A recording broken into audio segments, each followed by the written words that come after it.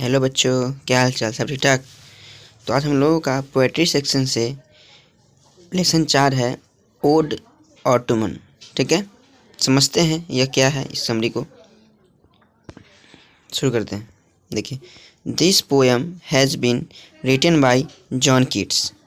यह जो कविता है जॉन कीट्स द्वारा लिखा गया है। ठीक है, कविता है। ठीक है, और ऑटोमन क्या है? तो कविता है। ठीक, he was a great lover of nature and one of the greatest English poet. इसका मतलब क्या हुआ? सो वह प्रकृति के महान प्रेमी और महान अंग्रेजी कवियों में से एक थे। ठीक है, कौन? तो जॉन कीट्स। कौन थे? जॉन कीट्स, याद कर लीजिएगा। He died at the age of 26 because of a tuberculosis. इसका मतलब क्या हुआ? सो उनका जो मृत्यु है 26 वर्ष की आयु में ही, बस बहुत ही कम एज में मरा ना। 26 वर्ष की आयु में ही कई तपेदिक के कारण उनकी मृत्यु हो गई थी। ठीक है, तपेदिक मतलब एक बीमारी होता है। ठीक है, ट्यूबरक्लोसिस। ठीक है, tuberculosis. In this poem the poet has described about the beauty of ottoman season. इसका मतलब क्या हुआ? so, इस कविता में कवि ने शरद ऋतु की सुंदरता का वर्णन किया है। कौन ऋतु का? शरद ऋतु का। ठीक है, आगे देखते हैं हम लोग।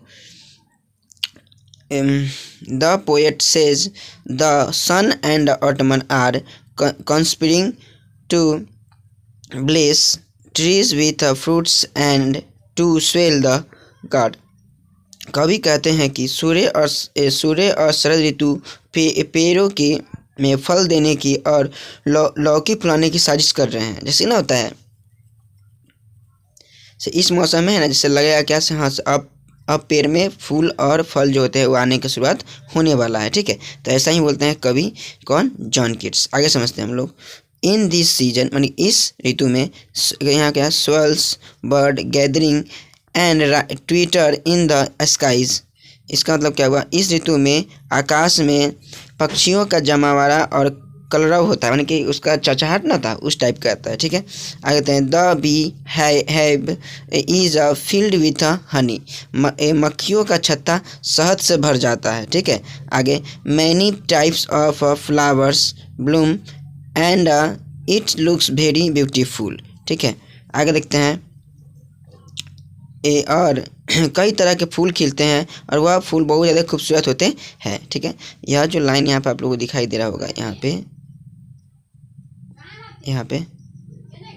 ये यहाँ से दोबारा रिपीट हो गया है। ठीक है, तो इसीलिए हम इसको समझाने बता दिए आपको। तो यही दोबारा रिपीट हो चुका है, तो इसको हम छोड़ दे रहे हैं। ठीक है, जो यहाँ पे लिखा हुआ ना वही है यहाँ पे। चलिए आगे देखते हैं। In autumn there is neither heat of summer nor bitterly coldness of winter.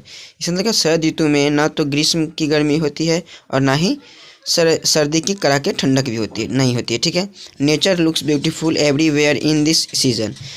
देखिए, इस मौसम में प्रकृति हर जगह खूबसूरत नजर आती है। क्या आती है?